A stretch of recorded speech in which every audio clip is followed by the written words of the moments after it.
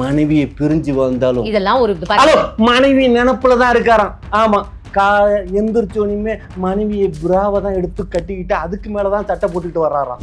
ஒரு சுத்தி எடுத்து கொடுக்குறேன், என் மண்டே நீங்க உடைக்கிறீங்களா? பாவம் எனக்கு வேணாம்.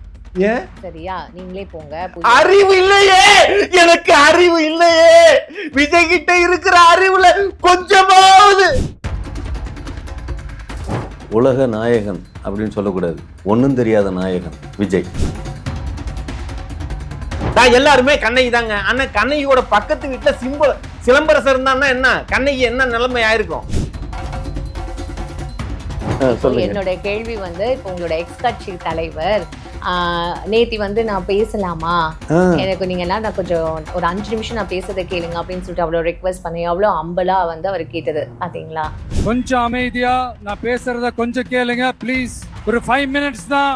படத்துல நடிச்சதை விட இப்ப நல்லா நடிக்கிற, உண்மையிலேயே பர்ஃபார்மிங் பக்காவா இருக்குது.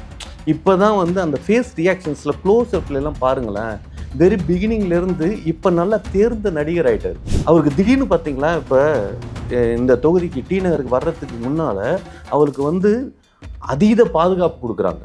அப்போ யாரு அவரை ஒரு அப்படின்னு கூட போறாங்க. ராஜீவ்காந்தி இங்க வந்திருக்கப்பவே கட கட கட கட அப்படி கிடையாது, அப்படின்னது. ஆனா மனுஷன் எப்போதுமே சோகத்தையே நினைச்சு வாழ்ந்துட்டு இருக்க கூடாது. ஏன்னா பேசிக்காவே நம்ம கல்யாணம் பண்ணி சோகத்துலதான் வாழ்ந்துட்டு இருக்கோம். ஆம்பளையே ஏங்குறாங்கன்னா பொம்பளைங்க ஏங்க மாட்டாங்களா? தியாகராஜ பகதூர் நடந்து வர்றப்ப, ஆமா, ஆம்பளையே ஆசைப்பட்டு அதே தியாகராஜ பகதூர் பிச்சை எடுத்தாராம். அதே மாதிரி விஜயும் பிச்சை எடுப்பாரு அப்படின்னு சொல்றாங்க. ஆமா, அது அவரோட பிரச்சனை. ஹலோ, ஜோசியக்காரன் சொல்லிருக்கா, ஜோசியக்காரன். இன்னைக்கு ஒரு நல்லது செய்யணும்னா நான் ஒண்ணு சொல்லட்டுமா? எங்க சேனல் செத்துரு அப்படிங்கிறீங்களா? ஒரு விஷயம் தெரியுமா, பெத்த அப்பனது என்னையா சொல்றா அப்படிங்கிறான் பையன். ஆக சிறந்த ஒரு ஐன்ஸ்டீனையும் ஒரு அரிஸ்டாட்டிலையும் நான் பார்க்குறேன்னா அது நடிகர் திலகம் விஜய் தான்.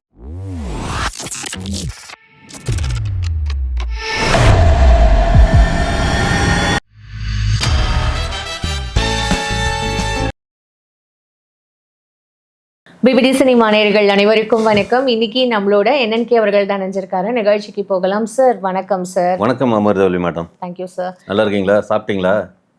ஆமாம், எல்லாம் டிஸ்டர்பன்ஸ் இல்லையே, நல்லா இதாக தானே இருக்கீங்க. ஏதாவது ப்ராப்ளம்னா சொல்லிடுங்க. இல்லை, எனக்கு புரியல என்னது இப்போ. இல்லைங்க, இப்படி தான் ஒருத்தன், ஆமாம், மேடையில் ஏறி எல்லார் முன்னாலையும் கேட்டுக்கிட்டு இருக்கான், வேற யாரும் இல்லை. ஆமாம், உலக நாயகன் அப்படின்னு சொல்லக்கூடாது, ஒன்றும் தெரியாத நாயகன் விஜய். கடுப்பாயிடுறீங்களா? என்ன இதுலேருந்தே தெரியுதுங்க உங்கள் ஓட்டு விஜய்க்கு அப்படின்னு. நான் இத்தனை நாள் பிஜேபியில இருந்தேன், இப்போ விஜய்க்கு மாறி இருக்கேனா? நான் ஓட்டே போடல சார், விட்டுருங்க. வந்ததுலேருந்து அண்ணன் பேச வர்றாரு, அண்ணன் பேச வர்றாரு, அண்ணன் பேசுறத போய் நான் பார்க்கணும், அண்ணன் பார்க்கணும். ஆனால் எனக்கு என்னன்னா, ஒருத்தங்க உண்மையிலேயே ஒரு தங்கை அண்ணன் மேலே இவ்வளவு பாசம், கூட பிறந்த அண்ணன் மேலே கூட இவ்வளவு பாசம் வருமாங்கிறது எனக்கு தெரியல. ஆமாம், உண்மையிலேயே அவருக்கு ஒரு தங்கச்சி இறந்து போயிடுச்சு, புரியுதுங்களா? அந்த தங்கச்சியெல்லாம் அவர் இந்த தங்கச்சியே பார்க்கல. ஆமாம், சீரியஸா. ஆனால் சொத்தெழுதி கொடுக்க மாட்டான், அது வேற விஷயம். கட்டின பெத்த பிள்ளைக்கே அவன் கொடுக்கலங்கிறப்ப உங்களுக்கு கொடுத்துருவானா தங்கச்சின்னு சொல்லி? இப்போ எனக்கு அப்ப அவங்களுக்கு அண்ணன் கிடையாதா? இல்லைங்க, என்னங்க வந்து உட்காந்தப்ப அண்ணன் பேச வர்றாரு, அண்ணன் டி நகருக்கு வர்றாரு, நான் போகணும், முடிச்சுட்டு போகணும் அப்படிலாம் சொல்லிட்டு இருந்தீங்களே. அப்ப அண்ணனா அண்ணன் இல்லையா? அப்ப ஒரு விஷயம், let's get into the topic sir. என்ன நிறைய பேர் நாங்க அண்ணனாவும் இருப்போம், அத்தானாவும் இருப்போம் அப்படிங்க. அதெல்லாம் வந்து அது வேற கேட்டகரி. ஆமா, அந்த கேட்டகரிக்கு அதெல்லாம் வேறங்க. அதெல்லாம் வந்து சார் என்னெல்லாம் அசிங்கப்படுத்தாதீங்க. நான் உங்களை அசிங்கப்படுத்தலங்க. ஐயோ, நான் வந்து உங்களை அசிங்கப்படுத்தவே கிடையாது. நல்லா பார்த்து பேசுங்க சார். ஐயோ, நல்லா ஒண்ணு தெரிஞ்சுங்க. நீங்க வந்து அத்தானா சொன்னீங்க, அண்ணன் தானே சொல்றீங்க.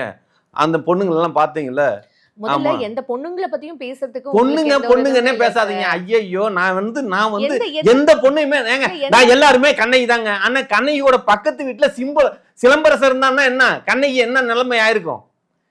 அத கொஞ்சம் யோசிக்கணும்ல. ஏன் சார் இப்ப தேவையில்லாம வம்பிழுத்து விட்டுட்டே? வம்பிழுத்து விடுறேனா? ஏங்க கண்ணகி விட்டு பக்கத்துல சிலம்பரசன் இருந்தா கண்ணகியா இருந்திருக்க முடியுமாங்கிறத ஏன் கொஸ்டின். சரி, இப்போ எனக்கு அது வேண்டாம் சார். வேணாமா? உங்களுக்கு இப்போ இந்த மாதிரியான ஒரு விஷயங்கள்லாம் இங்க பேசுறதுக்கு முதல்ல we are not encouraging such things. சரியா? என்கரேஜிங். ஃபர்ஸ்ட் நேத்தி வந்து எக்ஸ் கட்சி தலைவர் ஒரு விஷயம், எக்ஸ் கட்சி பாத்தீங்களா, எக்ஸுங்கிறது வாழ்க்கையில தேவை, புரியுதுங்களா? ஆமா, ட்விட்டருங்கிறதுலயே அவன் வந்து ட்விட்டருங்கிறது ரீச் ஆகல, எக்ஸ்ன்னு போட்டாதான் ரீச் ஆகும்னு சொல்லிட்டு அவனே அந்த ரேஞ்சுக்கு மாறிட்டான். வாழ்க்கையில எக்ஸ் தேவை. ஆமா, புரியுதுங்களா? அதனால நான் என்ன சொல்றேன்னா, ராமன் சீதை இந்த நாடுங்கிறது ஒருத்தனுக்கு ஒருத்தி அப்படிங்கிறது தானே. ஆமாம், ஆனால் பெரும்பாலும் அப்பனை மாதிரியே பிள்ளைங்க இருப்பாங்க. எனக்கு ஒன்றுமே புரியல, அது எப்பட்றா தசரதனுக்கு மட்டும் 60,000 பொண்டாட்டி இருந்துச்சான், ஆனால் ராமனுக்கு மட்டும் ஒரே ஒரு பொண்டாட்டி. அது அப்பா மாதிரி புள்ள இல்லைன்னா அப்பா யாரு? ரொம்ப கொஸ்டின்ஸ்லாம் ஏகப்பட்ட கொஸ்டின்ஸ் வருதுங்க. உங்களோட கொஸ்டின்ஸ் உங்களுக்கு எங்க டவுட்டா அங்க போய் கேளுங்க. இப்போ என்கிட்ட இந்த கேள்வியில சரி சரி, இப்போ நீங்க என்ன கொஸ்டின் பண்ண போறீங்க அதுல கேளுங்க. என்னோட கேள்வி வந்து, இப்போ உங்களோட எக்ஸ் கட்சி தலைவர் நேத்தி வந்து நான் பேசலாமா, எனக்கு நீங்க எல்லாம் நான் கொஞ்சம் ஒரு 5 நிமிஷம் நான் பேசுறதை கேளுங்க அப்படின்னு சொல்லிட்டு அவ்வளோ ரெக்வஸ்ட் பண்ணி அவ்வளோ அம்பலா வந்து அவர் கேட்டது பாத்தீங்களா?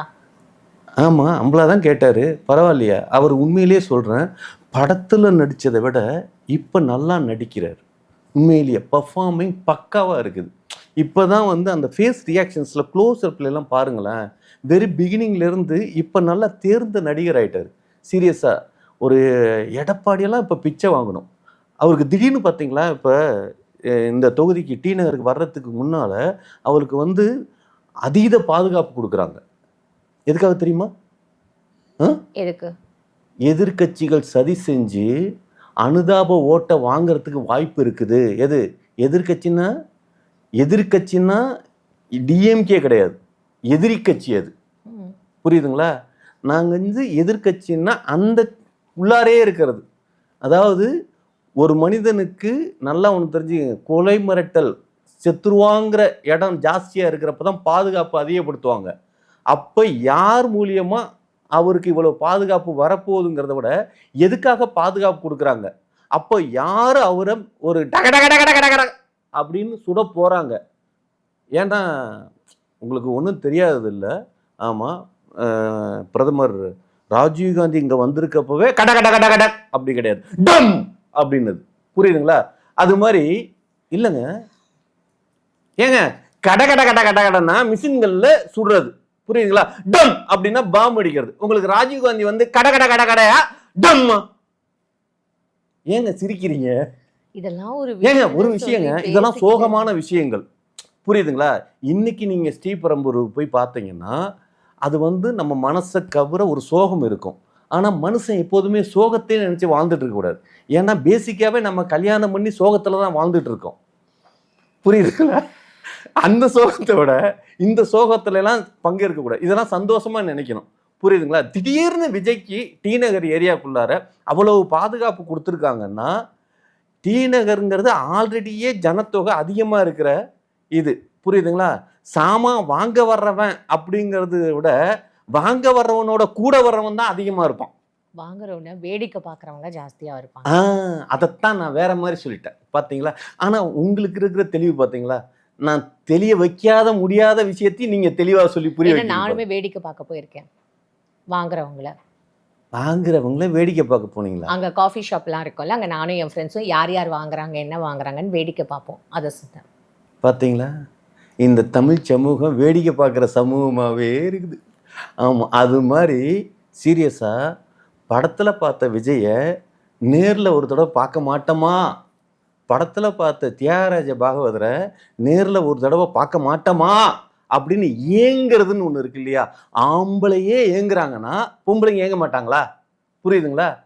தியாகராஜ பாகவதர் நடந்து வர்றப்ப ஆமாம் ஆம்பளையே ஆசைப்பட்டு அப்படி பார்ப்பாங்களாம், புரியுதுங்களா? எப்படி அப்படி அப்போ ஒரு புரியுதுங்களா? அப்போ லேடிஸ் ஜொல்லு ஊற்றணும் அப்படிம்பாங்க, புரியுதுங்களா? அந்த அளவுக்கு அழகு சிறந்ததாக இருக்கணும் அப்படிம்பாங்க. ஆனால் ஒரு விஷயம் தெரியுமா? அதே தியாகராஜ பாகவதர் பிச்சை எடுத்தாராம், அதே மாதிரி விஜயும் பிச்சை எடுப்பார் அப்படின்னு சொல்கிறாங்க. ஆமா, அது அவரோட பிரச்சனை. ஹலோ, ஜோசியக்காரன் சொல்லியிருக்க, ஜோசியக்காரன் தெரியுமா? அதனால பயமா இருக்கு. ஏன்னா நல்லா ஒண்ணு தெரிஞ்சுக்கங்க, சட்டம் தன் கடமையை செய்யாது, ஆனா கட்டம் தன் கடமையை செய்யும். புரியுதுங்களா? ஆமா, ஒரு மனிதன் நல்லா தெரிஞ்சுக்கங்க, கூட இருக்கிற 4 பேருக்கு நல்லது பண்ணலனாவே அவன் நரகத்துக்கு போவானாம். சீரியஸா நீங்க ஒரு விஷயம் தெரியுமா? நீங்க அந்த 4 பேரு என் கூட இல்ல. நான் நல்லது பண்ணலாம்னு நினைக்கிறப்ப அந்த 4 பேர் எங்கேயும் இல்ல. கவலைப்படாதீங்க, அந்த 4 பேர்ல நீங்களும் ஒரு ஆளா கூட இருக்கலாம் இல்லையா? உங்களுக்கு நான் நல்லது செய்யலாம் இல்லையா? அதே மாதிரி இந்த கேமராமேன் இவருக்கு ஒரு நல்லது பண்ணலாம் இல்லையா? எல்லாத்துக்கும் நல்லது பண்றேன்னா, புரியுதுங்களா? எங்களுக்கு ஒரு நல்லது செய்யணும்னா நான் ஒண்ணு சொல்லட்டுமா? எங்க சேனல் செத்துரு அப்படிங்கிறீங்களா? அதெல்லாம் நான் சொல்ல மாட்டேன். எங்க சேனல் வந்து உங்களுக்கு ஃபோன் பண்ணி இன்டர்வியூக்கு வாங்க அப்படின்னு சொன்னா, இல்ல நான் வரல, நான் பிஸியா இருக்கேன்னு சொல்லிட்டு வராம போயிட்டீங்கன்னா, நீங்க நல்லது செய்யணும்னு நினைக்கிற ஒரு விஷயம் நாங்க 2 நான் பேரும் அதுல பண்றேன். இருக்கோம். நான் பண்ண மாட்டேன்னு சொல்ல, நான் பண்றேன். அந்த சேனல் ஹெட்டு என்ன கன்வென்ஷன் இந்தாங்க வந்துட்டு போனதுக்குன்னு ஒரு அமௌண்ட் கொடுப்பாரு.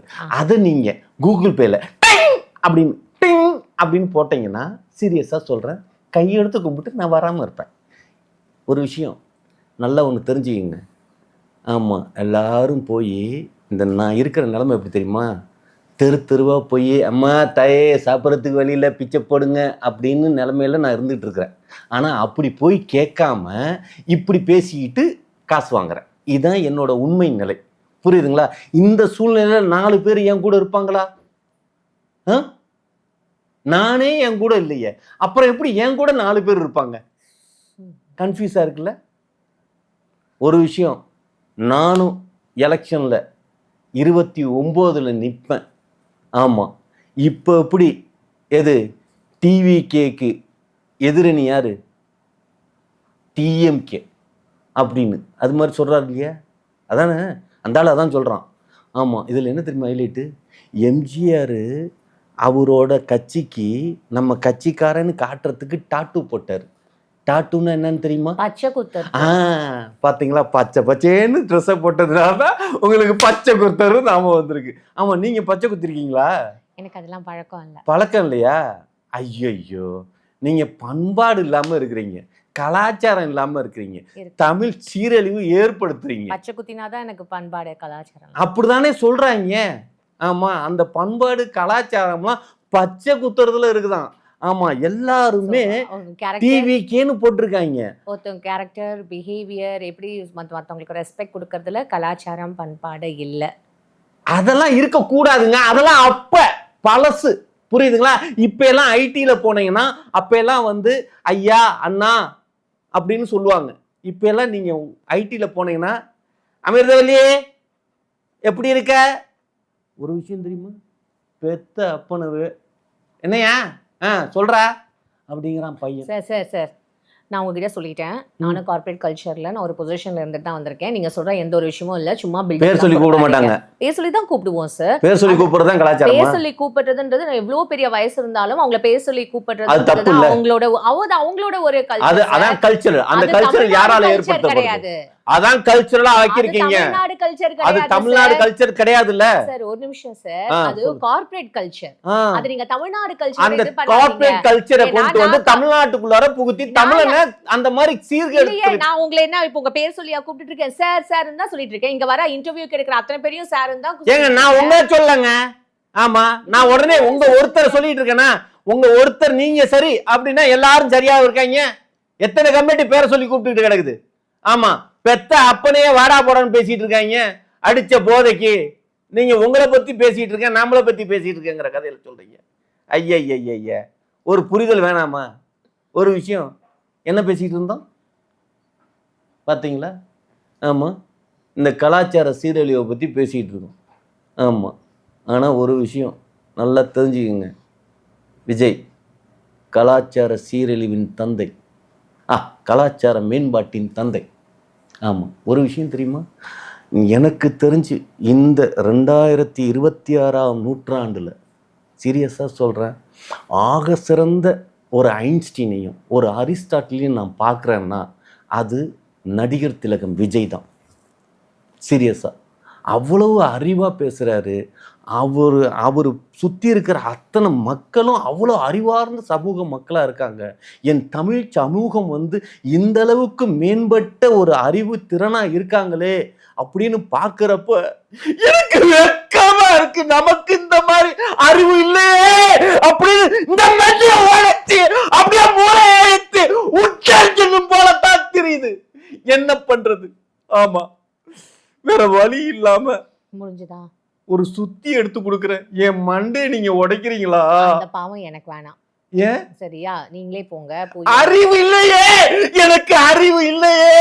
விஜய் கிட்ட இருக்கிற அறிவுல கொஞ்சமாவது அவருக்கு வலியுறத சீரியஸா அந்த அவருக்கெல்லாம் வலியுதாங்க. அறிவு வலியுதும்பாங்க தெரியுமா? மூளை அப்படியே பிதுங்கி வலியுதுன்னு. அதை எனக்கு ஏதாவது அதுல இருந்து கொஞ்சம் பிடிச்சு குடிச்சிட்டா நல்லா இருக்கும் தெரியுமா? ஐயோ, அறிவு இல்லாம பைத்தியக்காரனா சுத்திட்டு இருக்கிறது. சார், அவர் எப்படி இருக்காரு, நீங்க எப்படி இருக்கீங்கன்னு பாத்துக்கோங்க. பாத்தீங்களா? ஒரு விஷயம் தெரியுமா? தெரியாது. தெரியாதா? நீங்க சொல்ற எதுவுமே எனக்கு தெரியாது.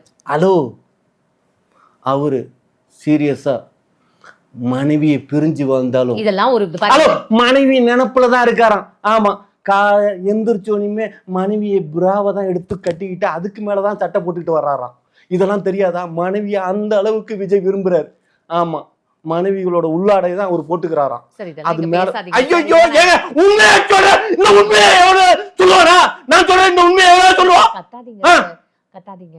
அப்புறம் நீங்க நெய்பர்ஹுட்லாம் இருக்காங்க சார். நெய்பர்ஹுட் இருக்காங்க. கத்தாதீங்க, மெல்லமா பேசுங்க. பாசத்தை எந்த அளவுக்கு பக்குவமா உள்ளார மறைச்சு வச்சு வெளிப்படுத்திட்டு இருக்காருங்கிற ஒரு விஷயத்த சொல்றேன். நீங்க என்னன்னா ஆமா போங்க, எனக்கு ரொம்ப கஷ்டமா இருக்கு சீரியஸா. எப்படிதான் உங்களை இந்த தமிழ் சினிமா வந்து பர்ஃபார்மன்ஸ்ல பேசாம நீங்க டைரக்டரா இருக்க கூடாது, நடிகரா இருக்கணும். நடிகர் ஆயிருமா? இவ்வளோ பர்ஃபார்மன்ஸ் பண்றீங்களே. அப்படியா? இந்த வாட்டர் மில்லர் திவாகர்னு ஒருத்தர் இருக்கான, அவனை விடவா நான் பெர்ஃபார்மன்ஸ் பண்றேன்? இல்ல இந்த அன்னியன்ல விக்ரம் அப்படின்னு அவனை விடவா நான் பெர்ஃபார்மன்ஸ் பண்றேன்? அன்னியன் விக்ரம் அவன் ஏன் யாருக்கும் மரியாதை கொடுக்க மாட்டீங்களா? நீங்களா கலாச்சாரத்தை பத்தி பேசுறீங்க, ஏன் எனக்கு மரியாதை கொடுத்தான்? பண்பாடு பத்தி பேசுறீங்க. ஒருத்தனை போய் சந்திக்கிறோம் அப்படின்னா ஒரு விஷயம் நல்லா தெரிஞ்சுக்கங்க. சினிமாக்காரர்களை நான் அவதூறு பேசுறேன்னு இல்லை, எல்லாரையும் பேச வேண்டிய அவசியம் எனக்கு இல்லை. புரியுதுங்களா? உங்கள்கிட்ட மேடம் எப்படி இருக்கீங்க அப்படின்னு தானே பேசிகிட்டு இருக்கோம். இதே அவர்களை ஏன் அவன் இவன் அப்படின்னு பேசுகிறேன். ஒரு மனிதனை அவன் எவ்வளோ பெரிய உச்சத்தில் இருந்தாலும் சந்திக்கணும் அப்படின்னா அதே துறை சார்ந்த மக்கள், நான் யாதோ வேற ஒரு துறையை சார்ந்தவங்க கிடையாது, அதே துறை சார்ந்த மக்கள் தான் போய் சந்திக்க போகிறோம். சந்திக்கிறப்ப என்ன ஏதுன்னு உட்காந்து பேசணும், அதான் முறை. புரியுதுங்களா? இன்னைக்கு இவ்வளோ தூரத்துக்கு விஜய்க்கு நான் எகைன்ஸாக இருக்கிறேன் அப்படிங்கிறதுக்கு காரணம் என்னன்னா, பேசிக் சென்ஸே இல்லை. ஒரு துறை சார்ந்த மனிதனையே நீ சந்திக்கிறதுக்கு விரும்பலன்னா நீ மக்களுக்கு என்னத்த நல்லது நடத்த போற? சார், அதுக்கும் இருக்குன்னு இல்லை, இதே தான் முடிச்சுன்னு இல்லைங்க. அதாவது ஒரு பான சோத்துக்கு ஒரு சோறு பதம்பாங்க, அதான் ரியாலிட்டி. புரியுதுங்களா? இவனோட செயல்பாடு இப்படி இருக்குதுன்னாவே அவ்வளவுதான், அதை வச்சு தான் மற்றதை சொல்ல முடியும். புரியுதுங்களா? ஒரு பொண்ணை ரேப் பண்ணிட்டான், அவன் அடுத்த பொண்ணை ரேப் பண்ண மாட்டான் அப்படின்னு சொல்லி அவனை ஜெயிலில் பிடிச்சி போடாமல் விட்டுடலாமா? குற்றம் தானே. அது மாதிரி அவமதிக்கப்படுற இடங்கள் அப்படிங்கிறத அவமானங்கள் நிறையா சந்திச்சிருக்கிறதுனால தான் எல்லாரையும் நாம் மரியாதை கொடுக்கறதுக்கு விரும்பலை. அது முதல்ல நல்லா தெரிஞ்சுக்கங்க. மரியாதைங்கிறது எப்படின்னா கிவ் அண்ட் டேக். நீங்கள் எனக்கு கொடுத்தா தான் நாங்கள் திருப்பி கொடுக்க முடியும். நீங்கள் என்னை அவமதிச்சிங்க அப்படின்னா நான் உங்களை அவமதிக்கிறதுக்கு எவ்வளோ நேரம் ஆகும்? அதைத்தான் இப்போ பண்ணிகிட்ருக்கோம். புரியுதுங்களா? Fine sir. ஆமாம். ஏதாவது வேறு ஏதாவது விஷயங்கள் பேசணுமா? Fine sir. எங்களுக்கு வந்து நல்ல எண்டிங், அதாவது எல்லாருக்கும் ஒரு நல்ல வந்ததுன்னா நீங்கள் சொல்கிறதுக்கு இல்லை, அதாவது ஒன்றும் இல்லாமல் ஒரு அளவுக்கு இல்லாமல் பேசியிருக்க, சும்மா லூத்துத்தனமாக பேசியிருக்க, அப்படியே மரியாதை நிமித்தமாக என்னத்தை நான் உனக்கு இப்போ என்னத்தை நான் எண்ணி கொடுக்கறது, நீ தயவு செஞ்சு வராத என்ன மேலு அப்படின்னு உன்கிட்ட பேசுறதுக்கு எனக்கு விருப்பம் இல்லை அப்படிங்கிறதா உங்கள் மைண்டில் இருக்கிற வாய்ஸ். அதை ஓப்பனாக சொல்லி தொலைய வேண்டியதானே. பேசுறதுக்கு வார்த்தை இல்லாதப்பதான் முக்கும். புரியுதுங்களா? அப்படிங்கிறீங்க. புரியல எனக்கு. இப்ப எதுக்கு சிரிக்கிறீங்க? சிரிக்கல சார். அப்ப அழுவுறீங்களா? அழல சார். அப்புறம் என்ன பண்றீங்க? சந்தோஷம். அண்ணன் டீனருக்கு வந்துட்டாரு, ஒரு விதமா போய் பார்க்கணும், அண்ணனோட கடைசி காதுல அந்த வார்த்தையாவது கேட்டறணும், எனக்கு ஓட்டு போடுங்க, என் நெஞ்சில் குடியிருக்கும் அப்படின்னு ஒரு விஷயம் தெரியுமா, அவனுக்கு நெஞ்சே இல்லையா. சார் இவ்வளோ நேரம் எங்கள் அரங்கத்துக்கு வந்து எங்ககிட்ட பேசுறதுக்கு ரொம்ப நன்றி சார். வணக்கம்.